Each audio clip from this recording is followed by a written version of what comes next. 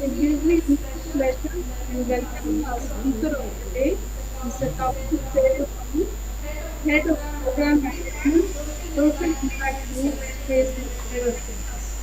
He served as a chair of excellence in both engineering and management, having more than 25 years of experience in the industry, starting his career at SME as a senior consultant in internet and technology. He has worked in various companies, including the tech giant Microsoft, for about 15 years.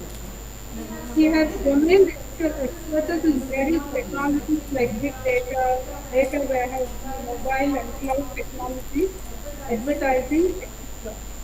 His competencies include enabling social technology to impact people and their communities and inspiring ideas into delightful product experiences. His creativity and innovation, planning, and thought leadership has always proved to be a delightful prospect for him to reach heights. We are indeed very happy to welcome you, sir.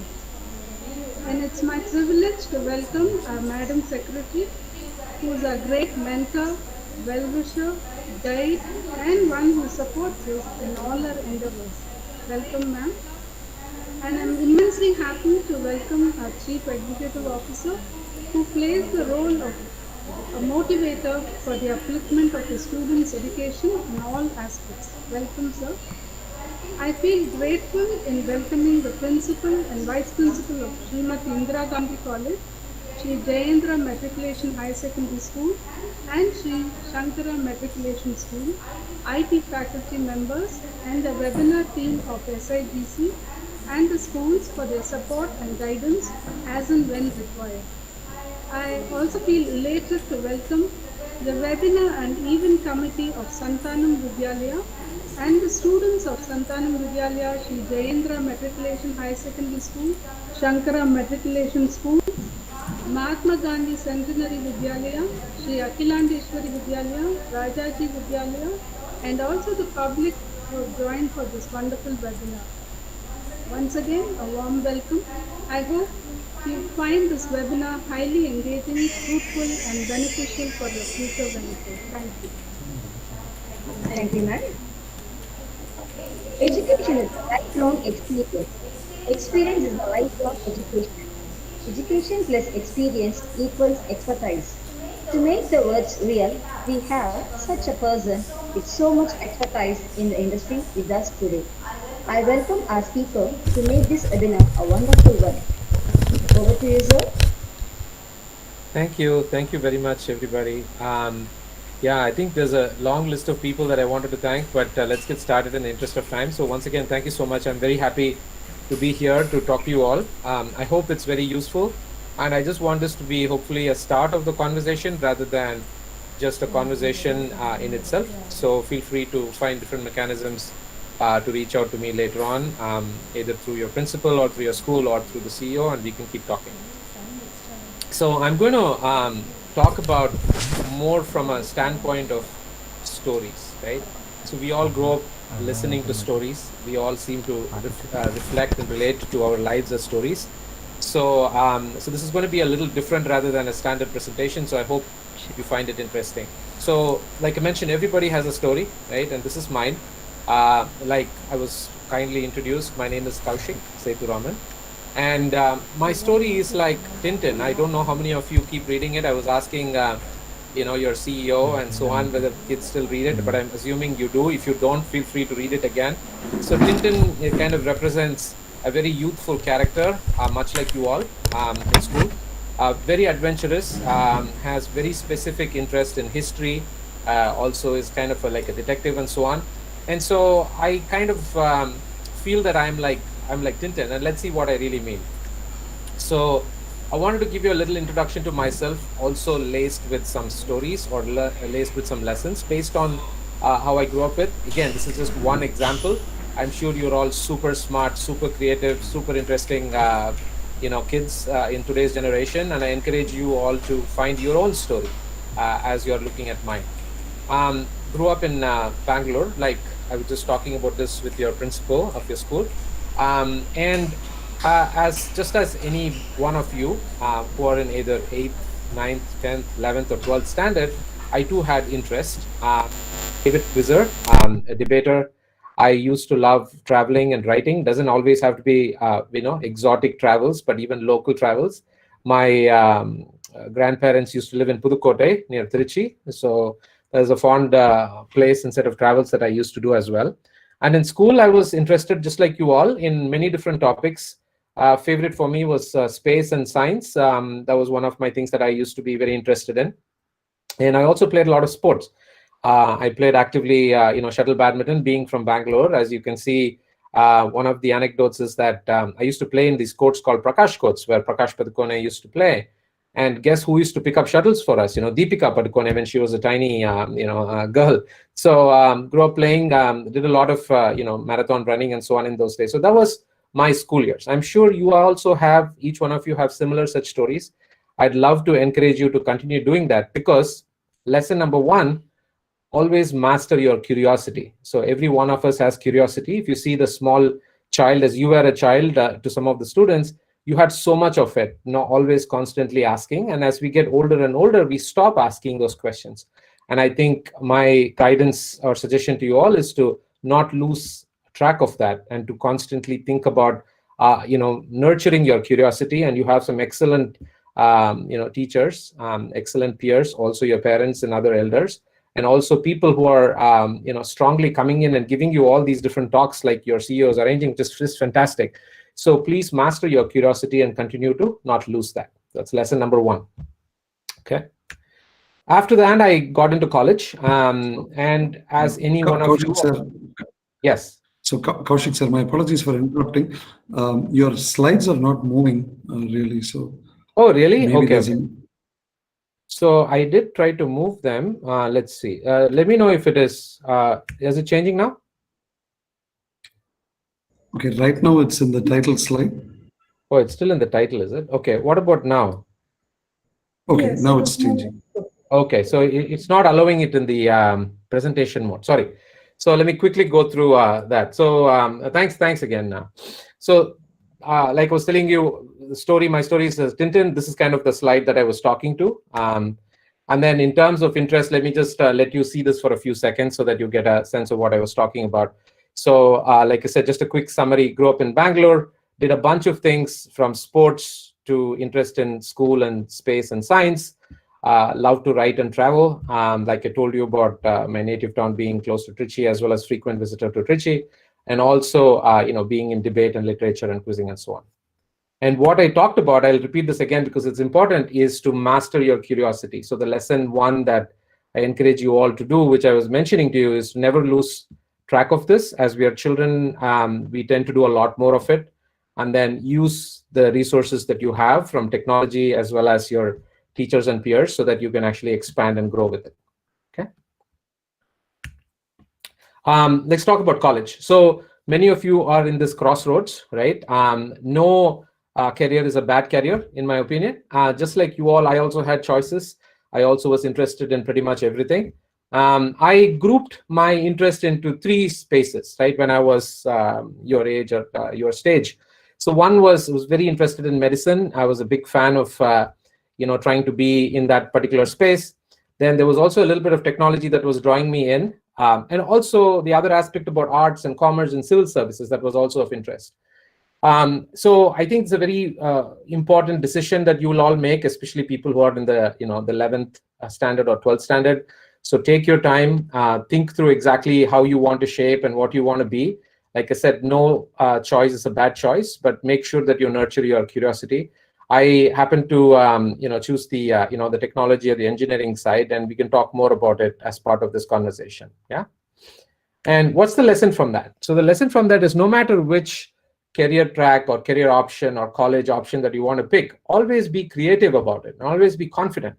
So one thing that I notice in some of the younger folks like yourself is this lack of creativity and confidence, either overconfidence or underconfidence, both of which is not great, but just making sure that you have the right balance, making sure that you take time to reflect and think, would be some good ideas for you to consider.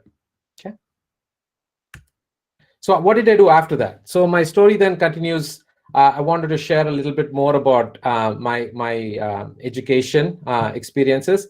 So I studied in Bangalore in a university called as University College of Engineering, which was actually set up by Sir M. Vishweshwaraya, who's considered to be one of the best engineers in India. In fact, his birthday is celebrated as Engineers Day even today. Studied there. I was very interested in computer science, and so I worked on that. I spent a lot of time in image processing and algorithms. Interestingly, I did a lot of work in the Raman Research Institute, which happens to be an astrophysics institute, and see the connection now. Because I was interested in space and science, and now I had the opportunity to do something, I started connecting it. So always, if you have a wide variety of curiosity, you'll always find something that connects with you, and then you can start getting really good at it because you'll start liking to do that. Okay? Then I went over to the United States to do my master's. I wanted to study more in computer engineering. And so I studied this area of computer science called distributed computing, which used to be very popular and famous then. And now it is also very important and famous, but we take it for granted. This whole notion about how we are engaging with this conversation, right? We have 100 people on this particular network, and there is YouTube streaming, and all that requires in the back end, in the data centers, it requires distributed computing technology to process that. So anyway, that was something that I studied a long time ago. And then I was very interested in the aspects of business. So I didn't stop studying. I did a lot of courses in Stanford and the University of Santa Clara around entrepreneurship and strategy. I also spent a year back in India at the Indian School of Business. I was part of the first batch of students who studied there in Hyderabad. They also have another branch in Mohali right now, and I studied technology and strategy there. And so that is kind of a little bit of my experience with learning. Why am I telling you all these things? Because I want you to get to lesson number 3, which is you can do, you can as well, right? Make sure that you always have a can-do attitude. For example, I did not choose when I was doing my undergrad to think that I would do an MBA, and it's okay. But as and when you're doing it, make sure that you never stop learning. Anything can be done by any one of you all, so make sure you can continue and have a can-do attitude there. Let's talk about what did I do from a professional experience standpoint, from a working standpoint. As Madam was accurately describing a lot of what I had done. Just to give you some more details about that, I started working in consulting, technology consulting, because I believed very importantly that it's not enough to keep working on technology, but how does technology get used and utilized such that it becomes useful? And consulting companies were at the they're leading this particular initiative. So worked for a couple of technology companies called Capgemini and PricewaterhouseCoopers. They call themselves PwC. Management consulting is different from technology consulting. Technology consulting is about building things, building applications, making things work together. Management consulting is understanding the business decisions first, and then working on technology to solve those business decisions. So it's very different from that. There is also another technology called strategy consulting, which is even more different. Like, for example, a strategy consulting thing would be for, let's take Reliance as an example. For Reliance, the strategy would be, what should Reliance do in 2025? They've already laid out all the fiber. They have Geo. They have all these different things. So how should this company be? So the strategy consulting will help there. Management consulting is, for example, Reliance is not probably making a lot of money from their cell phone users, mobile users. How can they make more money? What should be some of the ways by which we can solve that business problem? And then working on technology to solve that. That is management consulting. And how do you actually build these billing tools and billing technologies? That type of consulting would be technology consulting. So those are some examples of that. And then after I finished some work with Pricewaterhouse, I worked for Microsoft, as you're familiar with, the company that makes Windows and Office products, software products. I spent some time in India to understand the technology and the users in India. It's a large market for all these technology companies. And now for the past 3 years, I've been working at Facebook. I hope you all use some of the Facebook products like WhatsApp and so on. And so that's what I'm doing right now. And so this aspect I'm calling building competencies. So once you have the education, or in parallel, you have to use that education. So you build your competencies towards that. So that's kind of an important thing that I also have done. And the lesson related to that is, it becomes your world, right? Like for me, that is my world, right? Like the world of consulting and technology, and then making it into either software technology or internet technology. And so my guidance and recommendation to you is, you can build your world and make sure you think about it as you're getting on with all these opportunities. Find out what your world is, and make your own mark in this space. So if I had to summarize and look back at some of the themes or some of the smaller episodes of my story, this is kind of some of these things that I'm very fond of and I'm very proud of. One is the ability to have a global perspective, right? It doesn't matter where each one of us is from. It's always important to have the perspective. And in my past few decades of being around, I'm happy to have visited a lot of countries. I like to be an ethnographer, which means to watch people, understand people, and find the common things that we have around all people anywhere in the world. We are a lot more common than we are told. Social impact work. I'm very interested in this space, and we'll talk more about it later on, is the intersection of technology and society. And there are some fascinating opportunities for all of us in this new era, this new world, is how can we give back, and how can we use technology and give back. So social work doesn't necessarily mean giving up everything and just working for free. No longer, we can use technology to do that. The third theme in my story is like, I am now always constantly looking for opportunities to give back. So either mentoring or talking to you all, donating my time and money and so on. So that's one interesting thing. And like all of you, I too believe very strongly, and I know especially the close friend that the CEO is, how important family and home matters. And so we all should necessarily keep track of that. And like I mentioned, never stop learning. So those are a few themes or stories that I wanted to wrap up this part of the presentation. And the lesson related to that is always be ambitious. Many times we have been taught and trained to be modest about ambition, and I think that's a good thing, but sometimes it's also good to be brave with ambition. If you are not brave with ambition, then we don't get very far. Like you've heard, like, Google says, there is a moonshot project. All that means is aim so far, because at least then you will get into the geostationary orbit, even if you're not going to the moon. And now you can see everybody is so close to the moon, and now it becomes a Mars shot, right? So always be ambitious, be brave, be proud of what you do. And those are the 5 lessons. I know your teachers wouldn't have told you this, but there will be a test at the end of this presentation, so that make sure you know all these lessons. Okay, cool. Let's go to the next section of my presentation, which is more about technology and how to understand technology careers.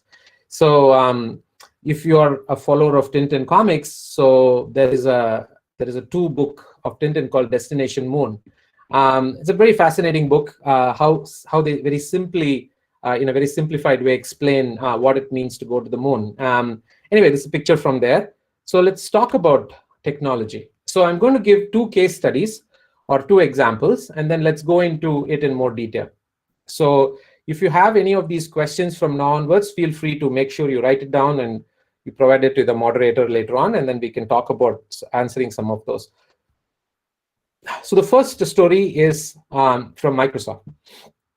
So what you see here is what is called a mission statement. A lot of you may be familiar with it. Every company, every government, every school will have usually a vision statement and a mission statement. And it's very important to understand that, because that's essentially the essence of what the company or the institution wants to do. And in Microsoft's case, it has always been this. Our mission is to empower every person and organization on the planet to do more, to achieve more. So they are operating more around the lines of productivity and so on. So let's look at Microsoft a little bit. I'm sure you all know, but I wanted to ground you with some high-level elements of the company so that you are able to understand what I'm going to say afterwards. So as you know, you look at these logos and icons and you can make out quite a few. For example, there is Xbox. If you play games, there is Office, there is Windows, Excel, PowerPoint, Outlook, Internet Explorer, which is a browser like Chrome, and so on. And then if you look at it at a very broad way, there are two types of things that this company does. They do software work and they do hardware stuff. And maybe you had a speaker, or maybe you will have a speaker that talks about some of these later on, but that's kind of how you can think about a company like Microsoft. If you look inside software, there is operating system, which means the aspect that runs these machines and so on, which is like Windows. And also you heard this word called cloud, which is about cloud computing. They have a product called Azure. Productivity means how can we improve ourselves. We have Outlook, Office, which is Word, Excel, PowerPoint. And of course, games, search, and speech and artificial intelligence. Microsoft has this technology called Cortana, like Apple has Siri, Amazon has Alexa, and so on. So this is kind of Microsoft's area or space. Hardware technology, they have so hardware technology. Microsoft has PCs, they have games, they have data centers, and also they make phone kind of devices. So that's kind of what Microsoft does. The other thing in the bottom is about the reach, about users.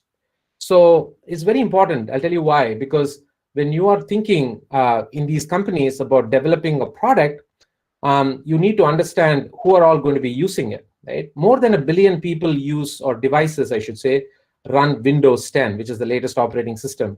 So if I have to make a change, you can imagine how many different devices that it will have to impact and affect. Office, more than 1 billion people use Office technologies, and many millions use Office 365, which is Office on the cloud. So similarly, it would be at Google or at any of these technology companies, Nintendo, Amazon, Twitter, and so on. Right? So how do we analyze some of this? So let's look at the center box first, your attention. So if we were all physically present, I would have asked you what that is, and one of you would have easily said, hey, that looks like Microsoft Word. I'm sure a lot of you use that for writing your assignments, or just writing things and so on. So when I am showing you this, I want to draw your attention not from a user perspective, but from a technology perspective. Like, what does it mean to build that thing? So to give you another example, if you see a toy, right, that you might have, or even a device or something, I want you to not treat that object as how you would be playing with it, but how would you make that, right? The same way, in this particular example, we can divide this into a bunch of pieces. So if you look at this top piece, I don't know if my cursor is visible, but I'm drawing your attention to what is written here. So there is something called, how does it look? How does it feel? What are these icons? How is it branded? Is it easy to use, or is it hard to use? What type of language is used to describe these words here? Review, mailings, references, layout. Can it be used anybody, anywhere in the globe, in the world, or only for a specific country? All these are an area, and if you look at it from a technology career perspective, these are the type of roles that one can do. If you're interested in some of those, you can become a designer. So they are called user interface designers, user experience designers, or you can be a content creator or a content strategist. So these are the people who will work in this technology area for some of these things, if you're interested in them. Okay, that's how you understand and read it. So the things that are written in blue with italics, they are the actual aspects of the product, and the thing that are in the boxes are the type of roles that are called in these technology companies. Yeah. So let's go to the second box. First one says programming or coding. Like, how do you build this? How do you create this by writing some code or programs, right? There is a role called developer. This is the one that's probably most familiar with all of you. Like, you become a coder, or you're a software engineer or a software developer. All these are the same names. Then there is a group that actually does hacking, right? How do you break this? How do you make sure that people cannot, it doesn't fail, it doesn't crash, somebody cannot take this over, somebody from the internet cannot look at what you are doing? And those are roles called testers. There are different names in different companies, but these are people who will test it. So you can either become a developer to make these things, or a tester. In fact, you can do a lot of these things too. It doesn't have to be you have to do only one of it. You can be a designer for some few years, then you can become a developer later on. It's all up to you. But those are the specific roles when you look at it from a software career perspective.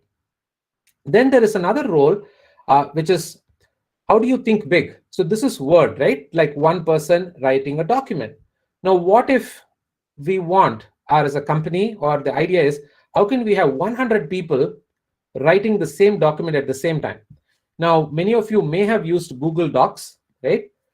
In Google Docs, you can have up to 300 people writing in the same document at the exact same time. It's a very complicated problem, right? Because you'll need to make sure other people do not write in the same word, but you can actually write on the next line, and then somebody else can change that line when you are gone to the previous line. So it's a very complicated problem, which is called multitasking problem, right? But how do you think about that, and how do you solve it? That's a role called architects. So you'll have software architect, or technical architects, or technology fellows. These are all these different names these companies have, but they're all the same thing. So how do you think about technology for the future? Then comes the persons who thinks about this Word itself as a product, right? So Microsoft Word is a product for writing documents and so on. What if somebody wants to make a greeting card from this or write a book? You cannot use Microsoft Word to directly publish a book. You can write contents that might fit into a book, but you cannot hit print as a book and a book comes out. That's not possible. But if you want to do that, then the product managers get involved. So it's a very important role in technology companies. The product manager decides the vision, the strategy of this particular product, where should it go, what are the features we should add, what are the experiences that we should do to it, and so on. And once they decide on that, then they write up some documents, and then they give it to the designers, content creators, developers to go make that happen. Now, the person who actually makes everything happen, who choreographs everything, so it's like a conductor in a symphony or an orchestra, they are the program managers. So they will understand design and engineering and vision and strategy, and they will put it all together and make sure that it gets exactly made or implemented in the vision and the way that everybody wants it to be. So that's a role called program managers in technology companies. Yeah. Sorry, I know it's a lot of information, but I hope you're able to understand sequentially what are some of the ways by which you think about products in a software company, and what are some of the roles. The last set of roles, which are equally important and very important to understand from a different perspective, is the bottom section, which is what do users want? Now, we all know that users will not know everything, especially when we are trying to build something new. But it's also important to know how users will use it, or what are the type of behavior users have. And that role is called user research. Similarly, how do you package this Microsoft Word now? How do you sell it? How do you market it? Who do you sell it to? Or what do you do with that? And that's marketing is a profession in the technology side. And there is also support, like if there are problems with it, or if you need to go and explain this to somebody, you can do support or technology consulting, like I talked about previously. So those are also roles in a software or in a technology company. If I draw your attention to the top right, there is also a very important area that has been very, very popular for the past 5-6 years as a separate discipline. This function was always there. It's called data science. So now if you look at technology company careers, you will see this thing called data scientists. So they are not actually doing science like physics and chemistry or biology, but they are doing science with respect to the usage and with respect to the use of data. So these are people who are doing what are called analytics. You must have heard of that other term. Data analytics, data science, data engineering. These are all new terms for the past 5+ years. They're getting very popular. They look at how many people are using it, how many people come here and then go away, how many people use it for a long time, how many people share this Microsoft Word as a software to other people. So they measure everything. They measure in order to help improve how the product's quality is, or how whether it's going towards that vision or not. So all these people work together in a software place or in a technology place. Okay. Cool. I'll let you all take a breath because I've been sharing a lot of information all the time. And then we will talk about the next set of understanding. It's pretty okay. Okay, no. Of course, I will keep going on. I was just basically making sure that people are paying attention, and suddenly, if I say something, people will be alert. Cool. So let's go to the next company that I worked on, which is Facebook, and we'll do the similar exercise. Okay, I'll give you the sense of the mission that Facebook has, and then we'll talk about some stories and user scenarios, and we'll see how the technology carriers apply from a Facebook perspective. So Facebook, as you know, has been a company for about 15 years. And its mission is a very interesting one. It's about making sure that people are given the power to build community, right? So why is that important? Because Facebook believes that when you give people the power to build a community, whatever that means to you, if it means your neighborhood, if it means your school friends, if it means everybody from Trichy, if it means everybody from India, it doesn't matter. If you give the people to do that, and then the world might come closer together. And so we'll all become much more unified and united. And it's a very powerful mission. And Facebook right now has over 3 billion people. So think about this, right? Think about this for a second. More than half or close to half, I guess, depending on the world's population, of the people in the world connect with Facebook on a daily basis, right? Half the people in the world interact with this service. So it's a really, really powerful mission, and it's heading towards that mission.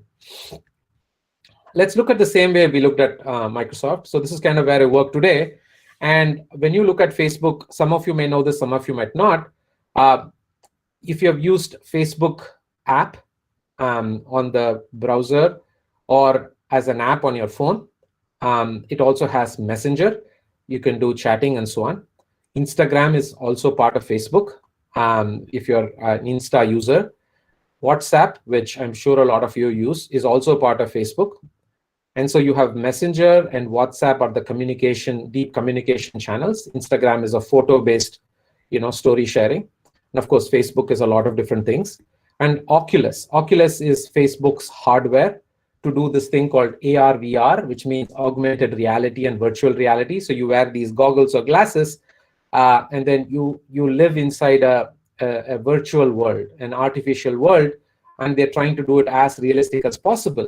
And there are many different applications, right? You can actually be a surgeon trying to fix something out, seeing something while not physically being there, or you can actually, simulate different scenarios, either if people training in the military or people going to space and so on. But anyway, that's Oculus. Workplace is a product that is used for people in an office, in a business environment. And Portal is like a video conferencing device. So there are a bunch of technologies that they have. Facebook, you can think about it as internet technologies and hardware technologies. And so I've already talked about some of the internet technologies, but I want to talk a little bit about social impact. So there is a group in Facebook, and I head the program management area for social impact. And we do a variety of very interesting and important products within Facebook social impact. We'll be talking about one in large detail, but I will tell you a few of these. So when the recent cyclone came through, Tamil Nadu, you would have, if you were on Facebook, you would have seen an alert that comes and saying, hey, mark yourself safe. Are you okay? That is called crisis response. So we constantly look for signals anywhere in the world for anything from fires to floods to earthquakes to even, unfortunately, violent incidents. And when those things happen, we quickly provide communication experiences so that people can come together. We provide an experience called community help, where people can offer help and request help. Think about it like a marketplace, but for help, not for goods. We did that a lot in the Chennai floods a few years ago using this crisis response product. It's a very important and prominent product for natural disaster management. We have another product called charitable giving. This product is about helping so many non-profit organizations to constantly help making money such that they can do great work. Why? When they do great work, it helps the community. And like the mission, remember, when you do more things in the community, it brings people closer together. And so we have released this product even in India, charitable giving, last April. So if you have some friends who are having birthdays, you might see it on Facebook. They'll say, hey, it is Janani's birthday. Do you want to contribute something? Janani would have set up, today is my birthday. I want to provide some donations to a local organization, like a charitable organization, say Shankara Netralaya. And so everybody would say, oh, that's great, Janani, and they will pay whatever they can, 5 rupees or 50 rupees and so on. And so Janani is happy because it's her birthday and she's collecting money. Other people are happy because they're donating to doing something good. Shankara Netralaya is happy, and the person who's receiving free eye care is also happy. So that is what we do with charitable giving. And also for the COVID scenario, we have a separate product on Facebook called COVID Hub, where we provide authentic information about COVID so that people do not get tricked by misinformation and so on. And for all these different things, we work very closely with the governments of each of these countries. Like we work with the Indian government and so on for charitable giving, with all these nonprofit organizations and so on. And just like Microsoft, but Facebook is even more prominent in terms of the number of users. Why is this very important? Because whenever you are working on a product, or you're changing a product or creating a new thing, you have to worry about, oh, how will this change affect or be looked at in Spain, in Australia, in Uganda, in Africa, in Peru, in South America, and in India. So all these different places should be able to use it in the same way. So it'd be very thoughtful about it. So that's why it becomes very complicated. So let's look a little bit about one of the products that I wanted to share with you all, which your CEO also encouraged me to share, which is around blood donations. So it will be interesting for you to know that we live in a country in India, which is one of the very few countries in the world. Of course, there are a lot of countries where the blood that you need in a medical emergency or in a hospital situation is not guaranteed. In most of the countries in Europe and in America, you don't think about it. You just go to the hospital and that will be there. Whereas in India, as you all know, it's not available. You have to have friends who might have that blood group. You might need to know people in the blood bank. You might need to know which blood bank this blood needs to be there. You don't know how safe this particular blood is and so on, right? So it's just actually called BYOB in markets. It's like bring your own blood for a medical procedure. Pakistan is the same way. Sri Lanka is the same way. Bangladesh is the same way. And also other countries like Brazil and Peru and Turkey and South Africa. So a lot of countries have the same issue. So the only way that these countries can have a safe and sufficient blood supply in their blood banks or hospitals is through voluntary donation. If you do not go and voluntarily donate blood, you will not get the blood, or the blood will be in shortage always. Blood has a shelf life of only 3 months. You cannot store blood for more than 3 months. Okay. So why am I explaining all this? Because I want to encourage you to not just think about technology because of technology. You should think about first of the problem, of the social problem, of the people's problem first, or the community's problem, and then see how technology can be applied towards it. Okay? So if you look at the actual problem, like I talked to you about, the blood supply is short. Too few people are volunteering to give blood. And people who are interested to give blood don't know where to do. They don't know where to go, right? So you see this problem. So you'll always have this shortage problem and this constant problem. This is very, very important to know. So when you think about any way, anyhow you're using technology, think about the problem, think about how it happens today, and then work on how it actually works. What can be a solution? And this is kind of what Facebook is doing.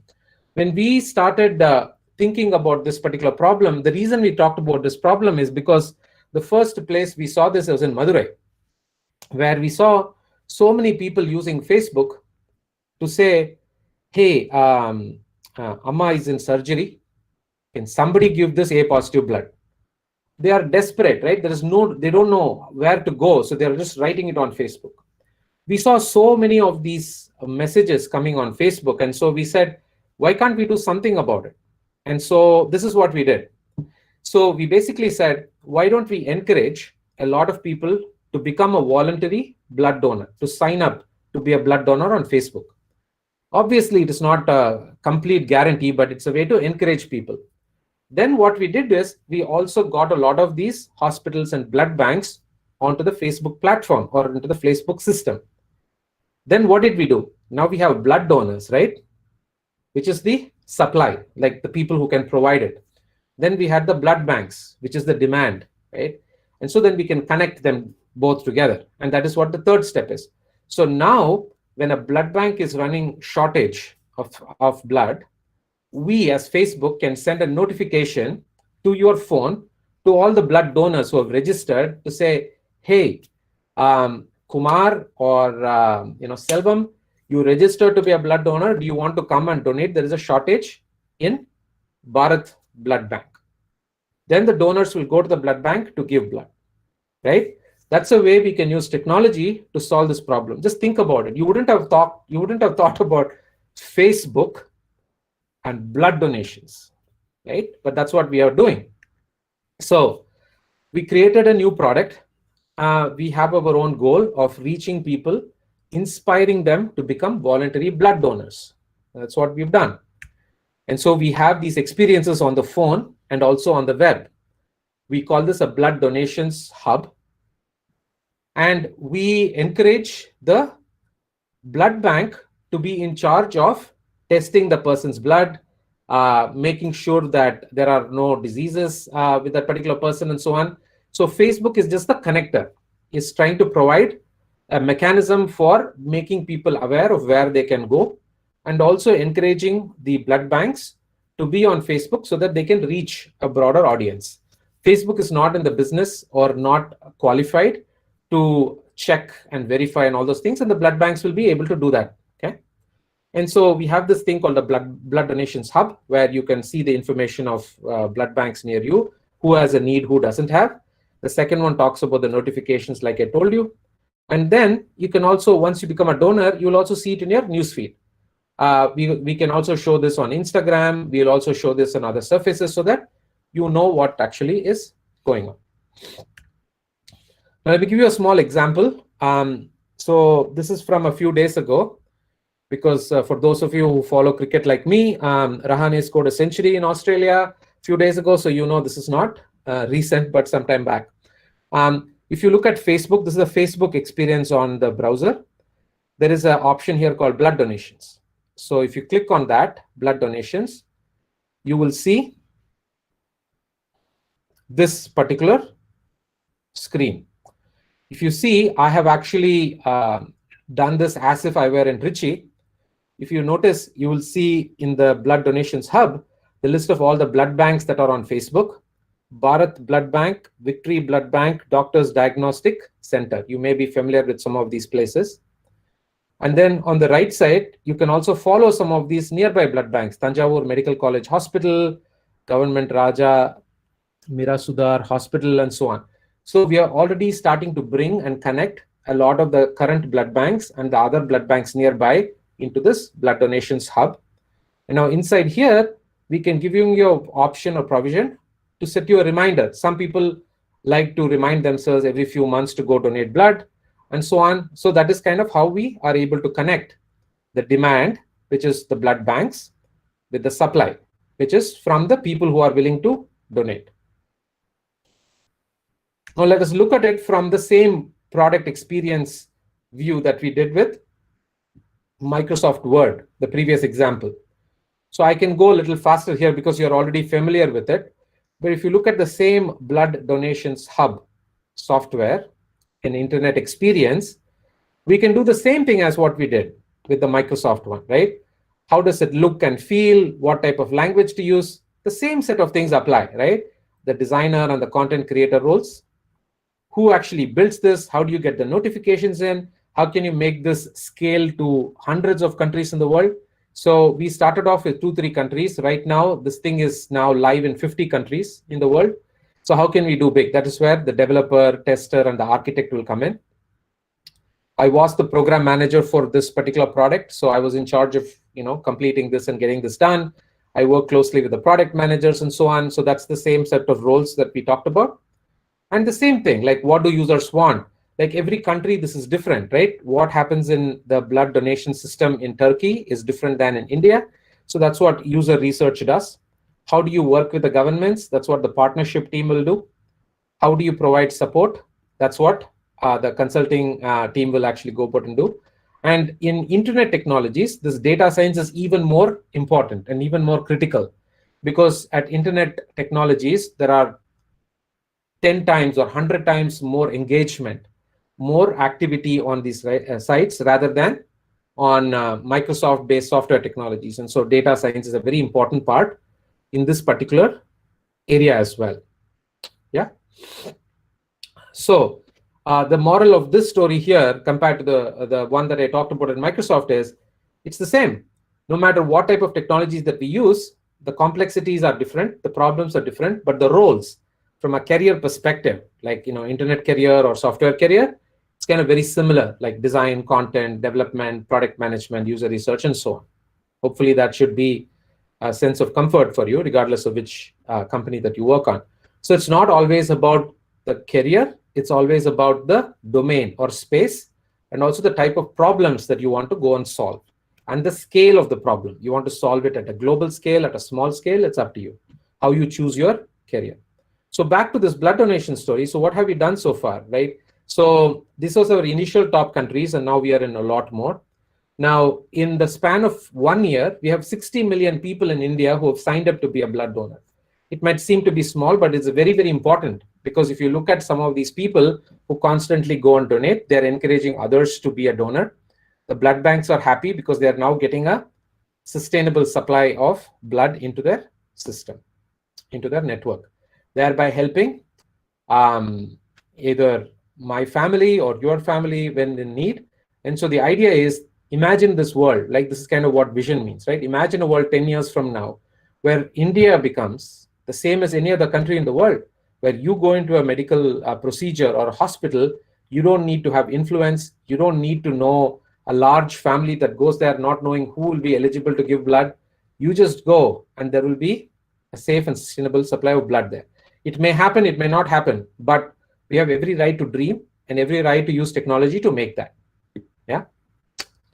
Cool. So let me wrap up a few things. So remember those lessons. So obviously I was just kidding. You don't have a test, but these are some of the lessons that I shared with you. Always remember to master your curiosity, be creative and confident. So build your world, be ambitious and proud, always have a can-do attitude, like what, if you follow Tintin, like him, that's kind of why we wanted to connect this with, technology with Tintin. And the last slide I will have before we open up for questions and so on is, I wanted to show you this. It's a very, I think, fond photo of, for me. The person that is circled in blue happens to be my father. He resides in Bangalore, and he was an engineering student as well. And he's a product of Trichy. He studied in St. Joseph's College in Trichy, and then he went on to study at IIT Madras and Bombay and so on. And his group went as an engineering student to meet the Prime Minister Pandit Nehru in 1961, so really, really long time ago. And he used to tell me this story a lot when nobody dared ask Nehru a question, because Nehru was like this humongous figure, extremely knowledgeable, and kind of literally one of the most prominent freedom fighters for India. And he said, ask me any question. And nobody asked a question. And so Nehru said, is this the generation of engineers that is growing up in India? And so then my dad asked this question, saying, what is your advice for students, given that you just came back from Moscow? Because we are all ready to go, brimming with ideas. And so Pandit Nehru had this recollection, and he said, the words that are in Moscow's university was this thing called study, study, study. And my guidance to you all is, no matter how long, no matter how much, no matter how old you get, always remember to always keep that, never stop studying, study, study, study. So I wanted to leave you with that message. You're all young and you're all bright, regardless of age or stage of our lives. I just wanted to leave you that message as well, that we should always never stop learning. And I'll stop right there. So thank you for listening to me patiently. Thank you, Kaushik sir. So first and foremost, big round of applause on behalf of all the faculty and all the students. And I request all the other teachers to kindly go on mute because I'm hearing some background noise. Sorry. Thank you, Kaushik sir, for the very comprehensive address. You covered, very few people have the background where they can talk about product development, product management, and program management. So that neatly summarizes all of technology. So thank you for doing that. So as our team is compiling, so students are starting to type in their questions in the chat window. I just have a few questions that I'm going to, if it's okay with you, with your permission, I'll just start asking you. Oh, please. So for students who are in the audience, if they have an idea, right, or if they see a problem that needs to be solved, how do they come up with a solution for that in the context of software or technology? So how can they start developing this mindset of problem solving from now so that it'll help them later in life? Yeah, that's a great question, Chandra sir. I think the biggest thing is to have the ability and the practice to start thinking about problems. I think one of the challenges about any education system anywhere is we are always being guided to solving problems, given a problem. We are never asked to think about a problem first and say, hey, what problems do you see, right? And so it requires a different way. Maybe for example, if a teacher were to ask, I give you this quadratic equation, solve it. It's kind of the normal approach, right? Like, what if we change it differently and say, okay, here is the quadratic equation and here is the solution as well. How do you think this can be applied in a real world, right? It's a very different way to think about it. And so maybe encouraging that in whatever we do, rather than just talking about, science for the science sake or history for history's sake, encouraging children to come up or kids to think about it that way will be the first step. And the second step, like you asked, is a little harder one, is once you define the problem, how do you think about a technology solution towards it? It's a harder problem only because there are so many different technologies today, so many different ways to solve it or address it. But in my opinion, any way is okay, right? I know in many of the business schools, they provide a simple technique called fast prototyping.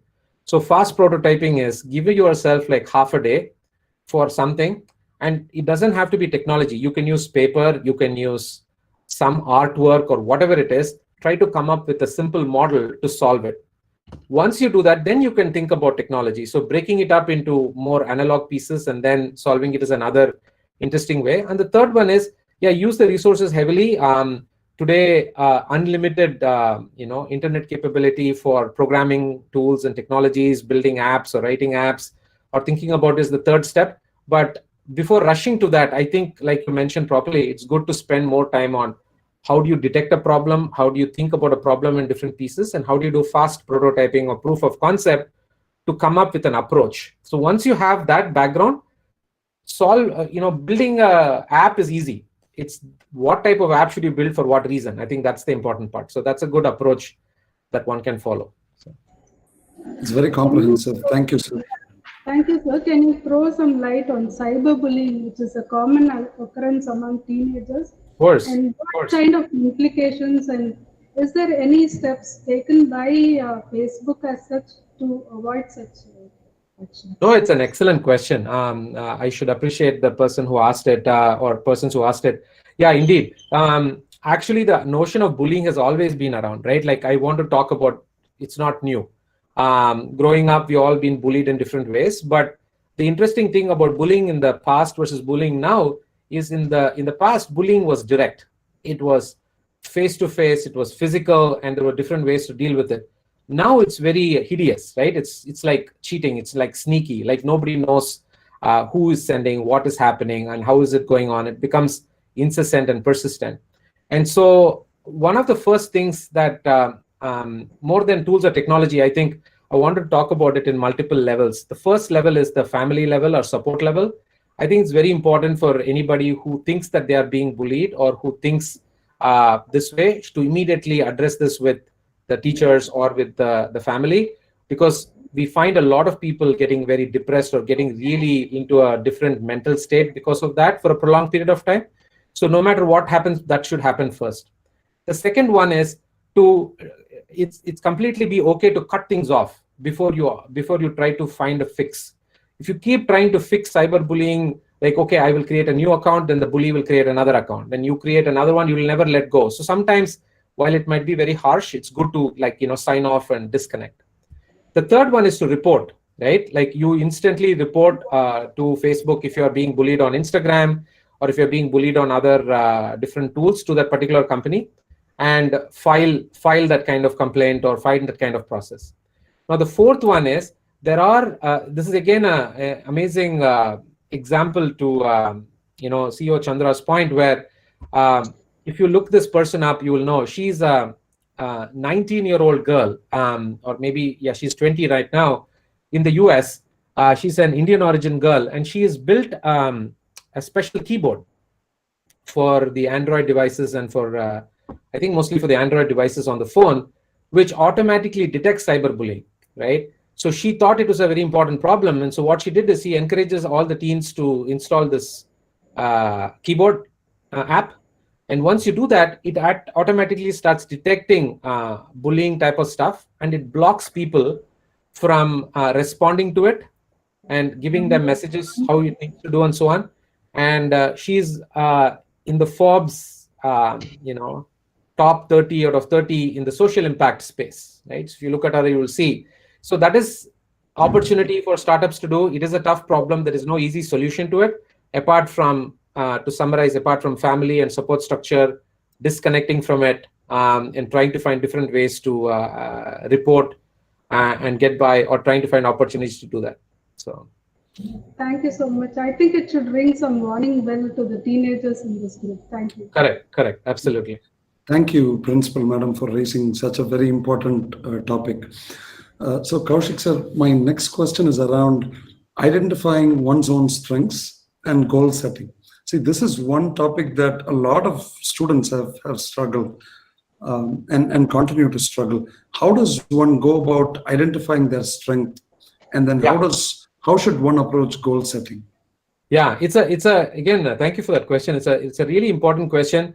I also think it's a very challenging question because of the way there is a social pressure, peer pressure, family and academic pressures that prevents people from doing the following. So if all these pressures were not there, the simplest way is to be very authentic to yourself in a trusted network or a circle where you can freely express, this is who you want to be, this is what you want to do. But many times, due to a lot of these other pressures, we are unable to do that. So my first recommendation is for each individual to find that setting, whoever it might be. Your teacher might be a part of that circle, or your parent or your brother or your sibling, and make sure you have that conversation. It might be right, it might be wrong. It doesn't have to be always fixed or permanent, right? But you have to have that conversation to be started, because only when you say that can people then help you assess and decide, okay, here is where your top dimensions are, your top strengths are. If you don't have that set up, that's okay too. You can reflect as an individual and think about it yourself. What am I good at? Like, I think today's generation can be really good at, based on the books that they've read, or based on thinking that they've done independently, they can also get there. So either of those two ways, you have to be true to yourself in a trusted space, identify themes or patterns. So that's the first thing. Now, after the first thing is done, then then the individual needs to figure out, so what? How do you set the goals based on that, right? Now, if you find that your strengths are creative writing, as an example, now you need to see what is your goal. Like with creative writing, do you want to get into journalism? Do you want to get into publishing? Do you want to be a content writer in technology? There are different options. That is where I think we all can help through these talks or through guidance from the educational setup to say, here are possibilities or possible opportunities. Then encouraging that individual, we know your strengths because we have identified that. Here are a set of goals, encouraging them towards those paths or goals. I think that can also happen. All these things that I'm telling are not necessarily that can happen in one setting at a time. It has to be a process and a conversation. So the best suggestion I have is, especially people who are in the 10th standard or 11th, I think that's an ideal time frame for having this conversation. And so by the time they are all in the 12th, they don't have to follow exactly the same thing, but at least they know what they don't need to do or what they like to do. And so that way it's set up clearly. But I agree, it's a tough thing because you might have all these different things, but then society or peers might basically nudge you to say, hey, there is no scope there, there is no opportunity there is no profit or revenue there. So there's a fine balance for some of these cases. But regardless, I think we should all do the aspect or activity of introspection, understanding strengths, and then setting up goals. Thank you, sir. I have a couple of more questions and then we will switch gears and address the student questions. Sure. So my next question is around product lifecycle management. Yeah. So for you have the fortune of having worked in consulting and then you worked at Microsoft, which is very comprehensive when it comes to both software and hardware. A lot of people overlook Microsoft's hardware abilities because of how competent they are with software.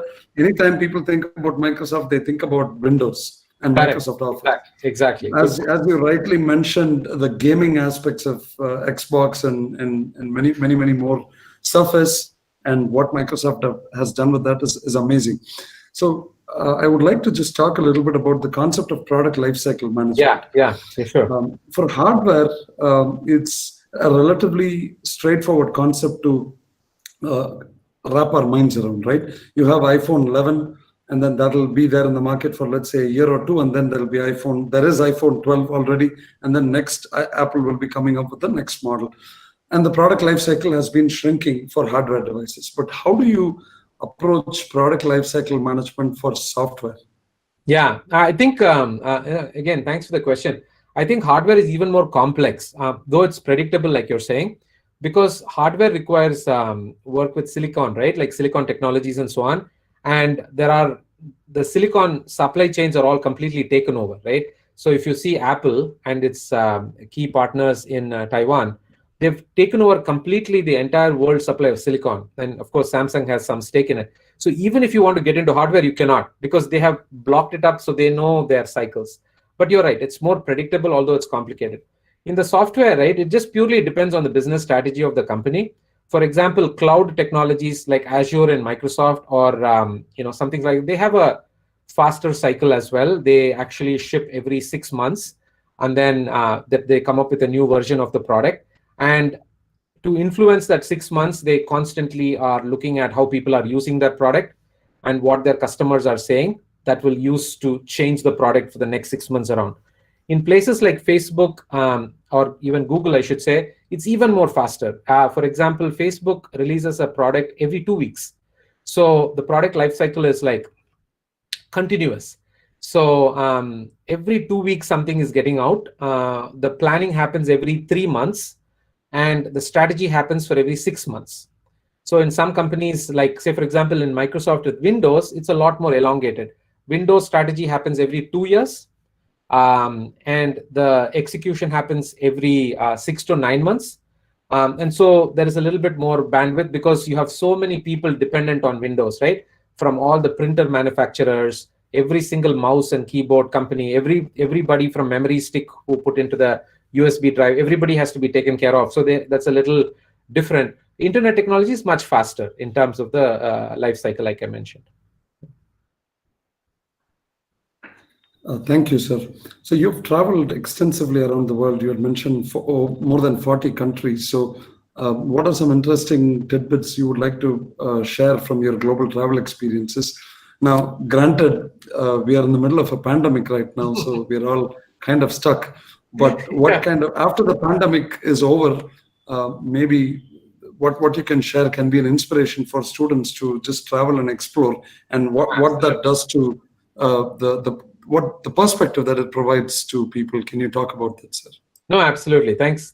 Yeah, it's one of my very fond things to do. In fact, is the notion about traveling, and a lot of my travel, in fact, a significant percentage is not from professional reasons. It's just purely personal interest and reasons. Because I've always been very interested in two things. One is the notion about history and civilization, and then the second one is the quest for knowing how common all of us are in the world, not necessarily how different we are, which is sometimes what we are always looking for, right? We constantly are looking for how we are all different from each other or how we are not the same, but I wanted to do the other way. And so that has been the notion about going. And so most of my travels are in places which have a history, which have some important either monuments or historical aspects of it. So places like Egypt or Turkey or Peru and all these places, which are like very fascinating.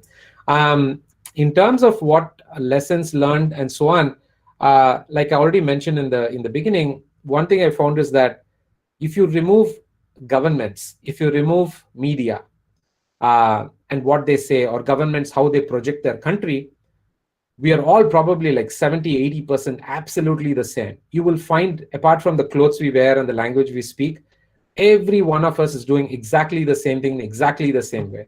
You can go in the middle of Uruguay to a nearby small town. It would be exactly like in Trichy, where people in the evening would be taking their kids to a local park and playing and talking about the same type of problems that they have, trying to figure out how to get their groceries or provisions and so on. Absolutely no different. That to me is the most fascinating thing ever, like to say, oh my gosh, like how common we all are. And the second one is finding the commonalities between historical things. So small things, I think it's probably more fun, is universally the notion about a snake, right? In mythology in all these countries is exactly the same.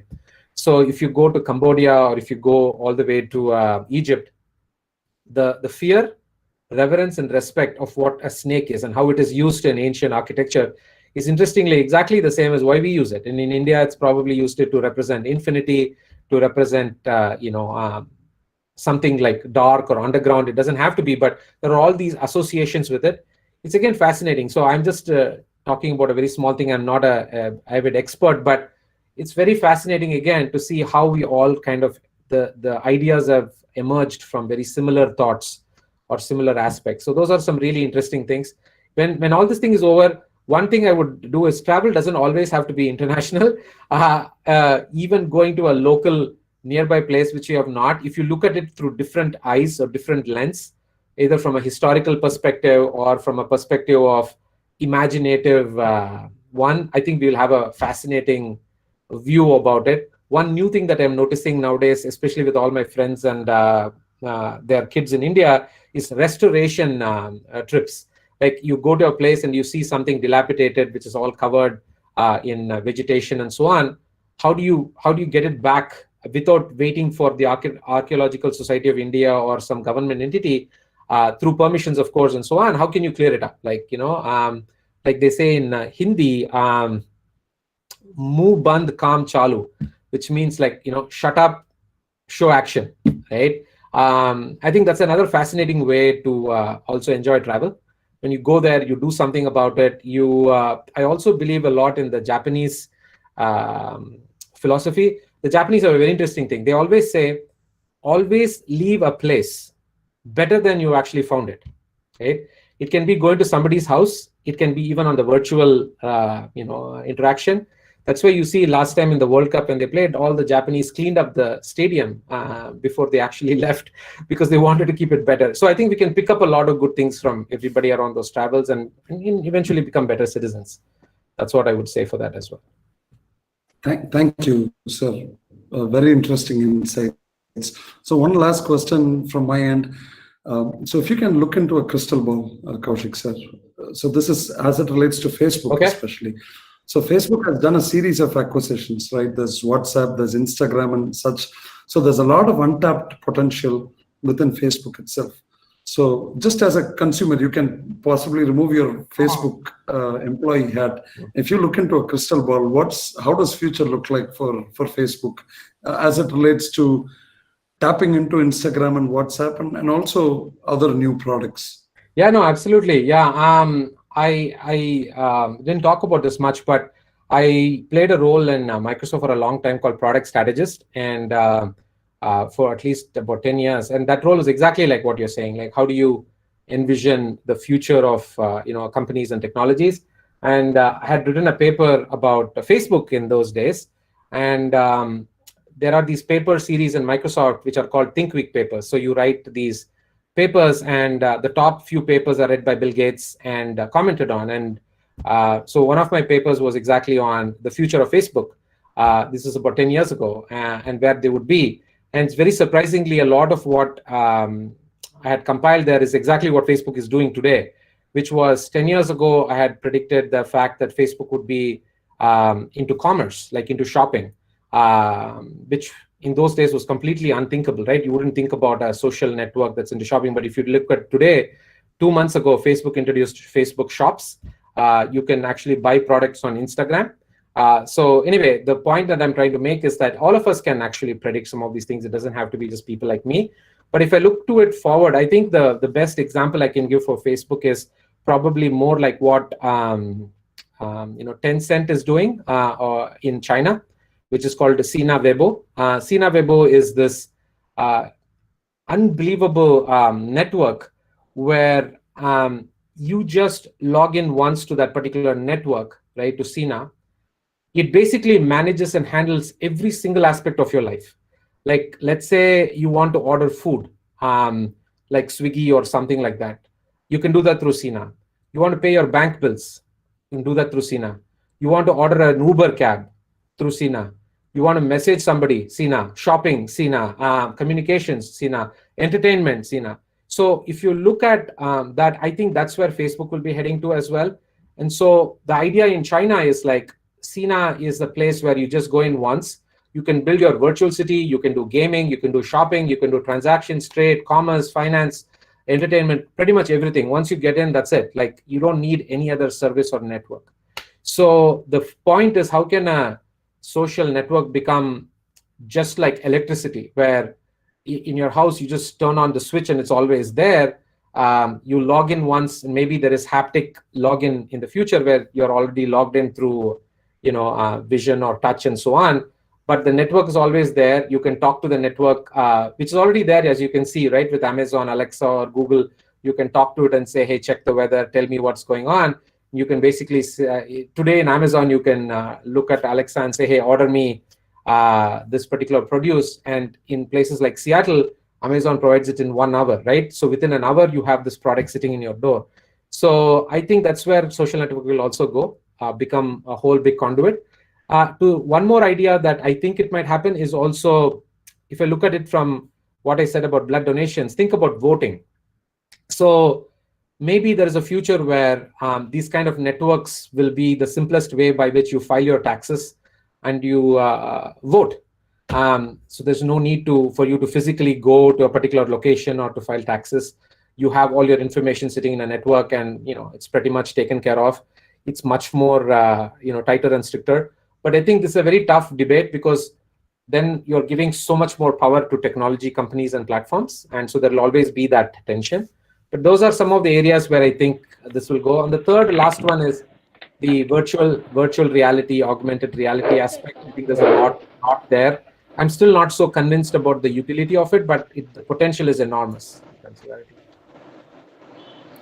Thank you, Kaushik sir. Students, if you can all mute yourselves, please. Manoj RR, can you mute yourself, please? Thank you, Kaushik sir. So let me switch gears and let's talk about the questions from students. So Mr. Selvakumaran Karthikeyan has a question around systems that are for games. Do they need a heavier configuration, is the word that he's using. I guess the essence of the question is, you can either look at the hardware or the software. Does it have to be a bit more advanced if it's for games? Yeah, no, first of all, I should say, terrific questions. I mean, I've looked at, I've browsed through a lot of them. So thank you for some really, really impressive questions there. To go to that particular question, I think if that question is about, does the capabilities of the system as a computing thing, does it actually require heavy, more powerful processors and so on? I think most typical answer is yes, because most of these games or the game development requires a deeper understanding about multiple computation things, because if you're doing animation or if you're doing some of those particular aspects, you need more CPUs or more processors running simultaneously or in parallel. And so that's the reason why there is always a need for a heavy configuration, as he calls it. So for sure. Do you want me to just go through this really quickly? I can go through this one by one. Yeah, sure. Sure. Yeah. Go for it, please. Okay, I'm just going to this Aditya. Okay, first one, I think Pranav, great question. Like I mentioned to you, the blood donor, that is something that the blood bank will do. So there is no change in that system, right? That's set up. So if you have to go to a blood bank even today, with or without Facebook, you will have to go and get your blood tested. And so the blood bank would do the same thing. So that answers that. Aditya, WhatsApp forwards. Yeah, it's a great question again. Cheaters who cheat for money and other reasons. Yeah. So if some of these things are happening on the actual Facebook network, right? So there are 2 or 3 things that Facebook does. One is we have what are called artificial intelligence elements that will look for these kind of information constantly. And if it finds some of these things, so these are machine learning based models that have been used, it will immediately take these things out, take these things away from the network. That's how we take care of it. If that doesn't take care of it, there is also actual people who we call manual reviewers who will also look at some of these to prevent people from being cheated. The problem is in WhatsApp, because WhatsApp is meant to be a fully encrypted, right? Encrypted system where nobody can actually see the message between anybody who is reading it or anybody talking about it, including Facebook. So there's no way for us to know. So it is an unfortunate thing. The only way we can do this is by Facebook or other companies informing broadly through marketing and messages and so on to be very careful and cautious. If it is not encrypted, then we can do a lot of interesting things. But if it is not, then it's really hard. Now, if we find people who are on, like say, for example, on Messenger or on Facebook or on Instagram who are doing it, Facebook will provide them what are called three chances or 3 strikes. So after the 3rd strike, they are taken away from the network and they have not got ability to do anything anymore. If you've seen the news, Facebook even took out the president of the United States today from being able to write on the Facebook network. So Facebook has the capability to do that, but it has to be verified and it has to be confirmed by them. Okay? Hopefully that answers your question. Pranav, again, difference between software engineering and data science. Yeah, software engineering is the study of how to implement a specific type of a software project. Now, software project can be, for example, building a banking application. So software engineering will tell you the different ways to build that software application, a banking application. And there are these different methodologies or models, and you can choose the advantages and disadvantages in order to do that. Completely different from data science. So it's not a great difference comparison. It's 2 different entire topics. Data science is the study of data based on the usage of a product, based on how a product is being used. So like I mentioned, analytics, logging, measurements, and so on. In the banking example, like I told you, software engineering is how you build the banking application. Data science in this case would be how many people are using it, how are they using it, which features they are using more, which features they are using less, and so on. Okay. Manoj, what is about the new terms and conditions given by WhatsApp? I don't know the new terms and conditions, but usually terms and conditions essentially means how should a product actually be used, and you as a user of the product, whether you agree with that. So for example, Facebook in the terms and conditions might say, I'm sorry if you get scammed, if you get cheated by somebody asking you for money. We do not have the ability to know what is being said because it's a fully encrypted system. Do you agree? That is what will be there in the terms and conditions. So when you are signing yes, so every company will have that. In fact, every product, every medicine we buy in the shop has terms and conditions, right? It's the same way that these are the conditions of how the product actually works. Do you agree or not? Okay. Kiran, webinar on software testing. I think that's a question more for your CEO and for your principal. I'm not an expert on software testing, but I think they would basically keep that in mind. I talked about heavy configuration. Manoj, how Facebook preserve our data? Is that really safe, including Instagram and WhatsApp? You bet.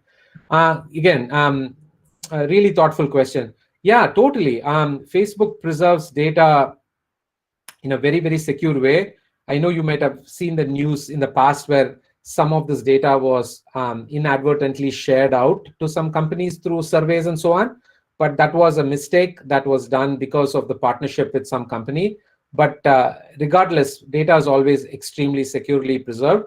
In fact, even employees like me, for example, if I were to, I have the ability to access anybody's data. But if I do that, and if I do something incorrectly with it, I would be instantly fired from the company. So it's even including people in the company or including people outside, separate data centers, lots of protection is taken care of. And like I mentioned to you, Instagram and WhatsApp are all encrypted.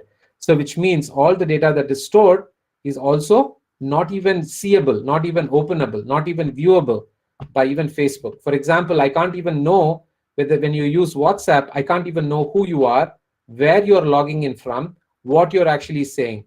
None of it. I can only store the information on the Facebook's backend system. Why Kartika Devi? Sorry, Vijay Sundaram. Why and when did you choose this path? What are the minus and plus of your job? Okay, I think the I'm a what I call going back to Tintin. I'm a supreme optimist. I don't look at the negative aspects. There's always negative aspects in everything that we do. I always look at the positive side. The positive side of my job is the absolute delight to use technology to help people. I used to always be interested, like I told you, in medicine. I chose a different path, but here is a great way for me to continue to help people, but through the technology sector. And so I'm excited about doing that from Facebook's standpoint. Just to give you an example, I work on about 6 or 7 different projects. I worked on the voting product for the US elections. I worked recently on all these different crises that are happening around the world, from earthquakes and so on. So I think that's the beauty of my job, where I can actually socially impact in that particular case. Minuses are always there. I have to work very long and hard hours. Sometimes it's about 70, 80-hour weeks, but I don't really mind that. But that's the part where if you have to enjoy some of these other things, you will have to put in the hard work and the effort. Gayatri, how can we record a complaint in platforms like Facebook? I did not expect this question, because Facebook doesn't mean I can take your complaints, but there is a support information, just like it is in a lot of these companies. It may be hard to find. Sometimes these companies do it on purpose, but there is definitely a way that you can actually file. Look for it on Facebook, or you can search on Google to say, hey, Facebook help or Facebook support. And then that's when you will have a form. You can fill up the form with whatever your complaint is, and it will go to the right authorities in the right place. Especially if you're talking about something related to bullying and so on, definitely, please go ahead and do so.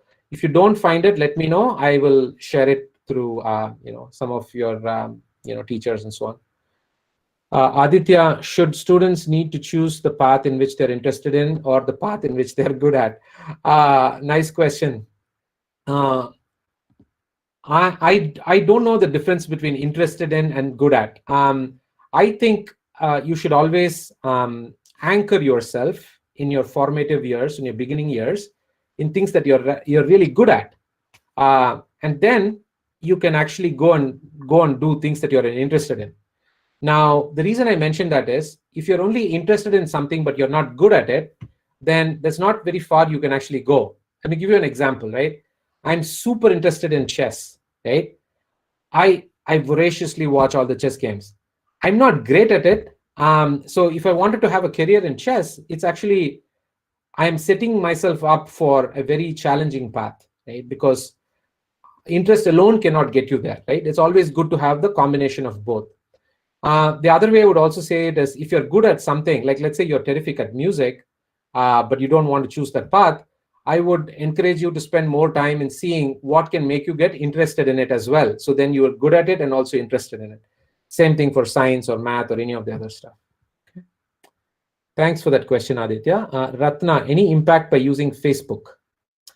Are you saying by using it a lot or using less, or is it bad or is it good? If that's kind of what you are, because I'm not sure exactly about your question, but I think anything used in moderation is okay.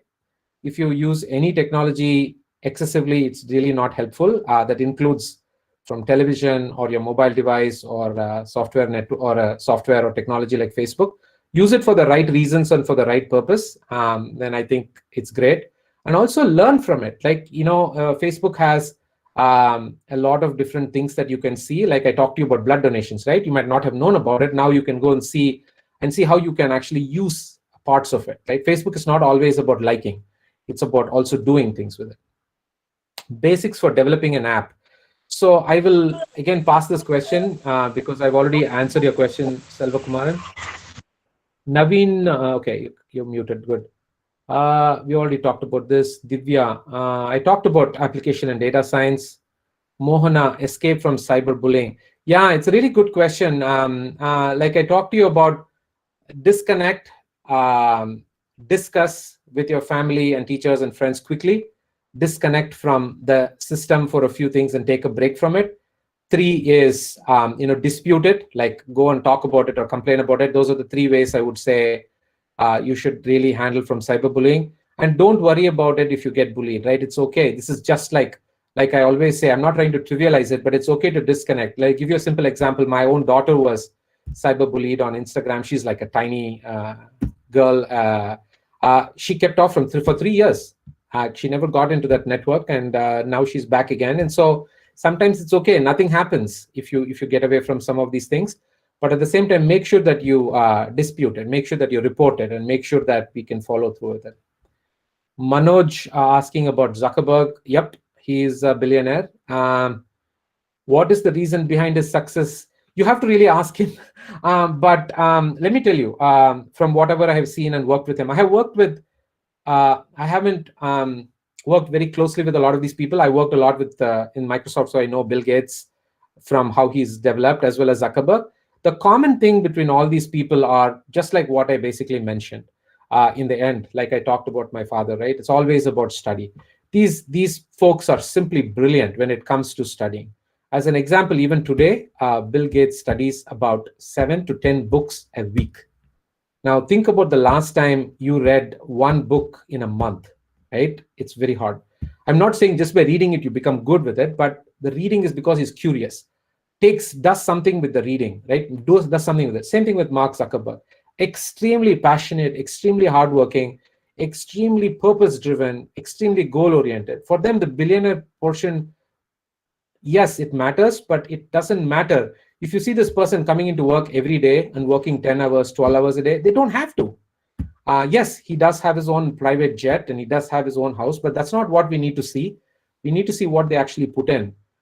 Even today, Zuckerberg has a meeting with every one of us in the company every week on Thursday for 2 hours. And everybody can ask him any question and he will answer. Because he's modest, he's humble, he's open. He only still has, believe it or not, he has 10 t-shirts of 3 different colors only and the same type of jeans. He can buy like whatever wardrobes and stuff. Why? Because he says, it's easy, I don't have to decide about it. That's not important for me, like, running my businesses. So those are all the reasons behind their success. Divya, SDLC, it stands for Software Development Lifecycle. This is related to the question that your CEO asked about product lifecycle.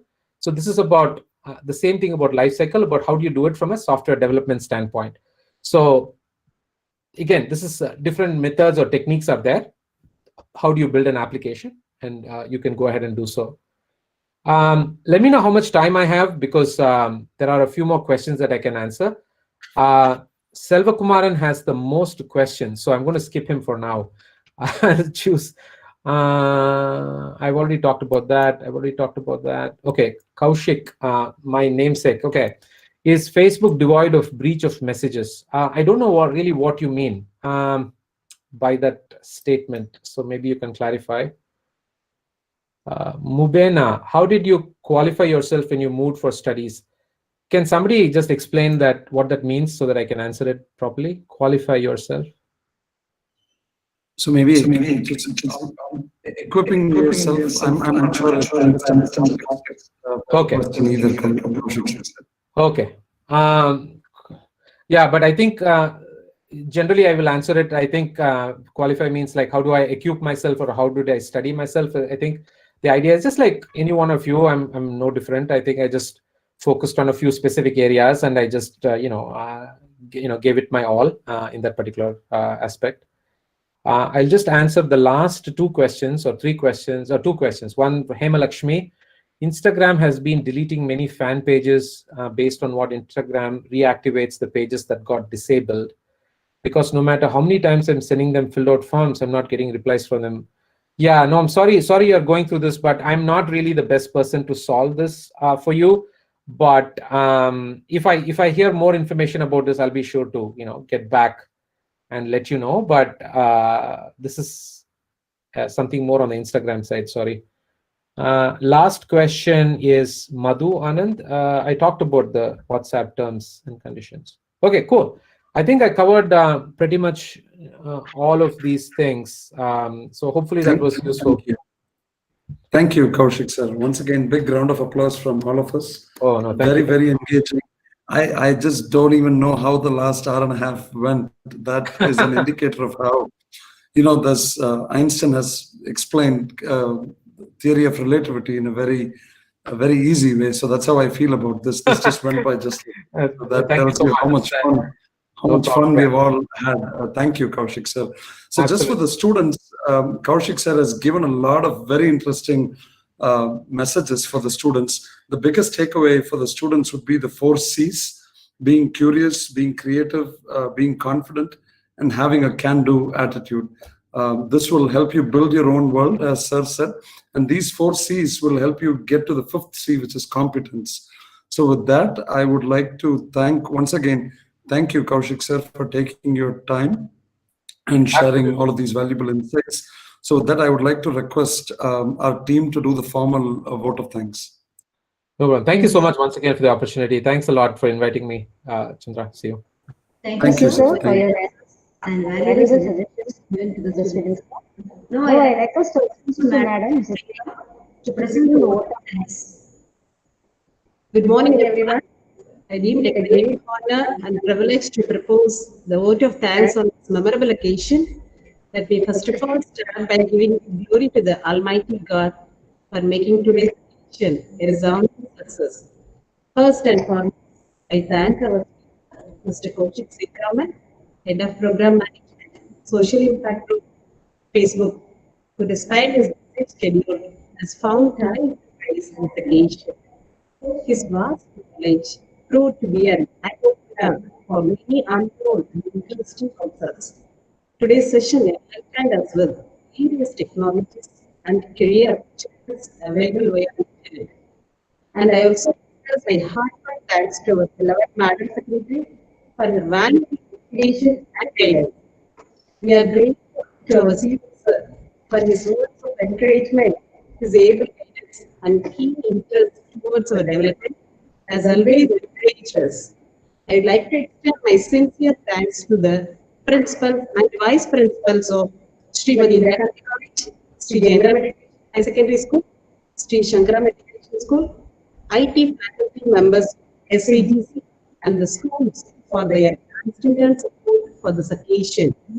I owe my gratitude to the webinar and even committee of Santhana Vidyalaya, who have worked hard to ensure that this occasion becomes a success.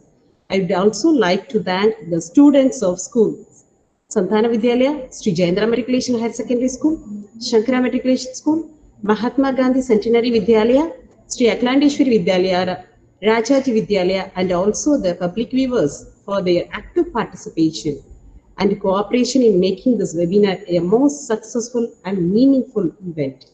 I'm sure the session would have provided you with more insights. With this, we come to the end of today's webinar session. Thank you all. Thank you. Thank you. Bye, everybody. See you. Thank you. Thank you, sir. Thank you, sir.